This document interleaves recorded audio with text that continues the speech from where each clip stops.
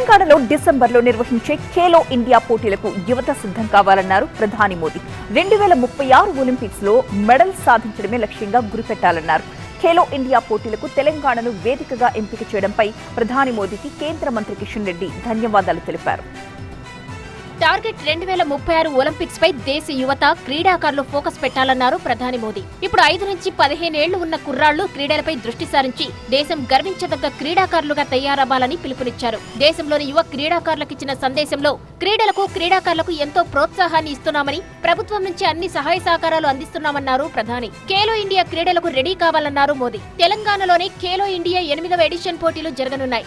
ఈ ఏడాది డిసెంబర్లో నిర్వహించనున్న ఈ క్రీడా పోటీలకు హైదరాబాద్ తో పాటు వరంగల్, కరీంనగర్, మహబూబ్ నగర్ నగరాలు వేదికలు కానున్నాయి. దేశవ్యాప్తంగా 6000 మందికి పైగా యువ క్రీడాకారులు పాల్గొనే అవకాశం ఉంది.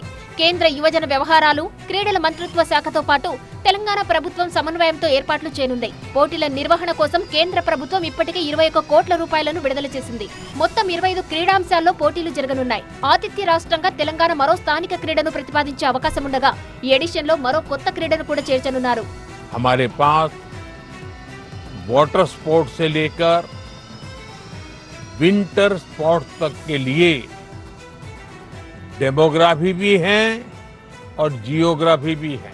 इसलिए आप सबसे कहूंगा कि जितना ज्यादा से ज्यादा हो सके इस मंच का सार्थक उपयोग कीजिए, नए आइडियाज आने दीजिए।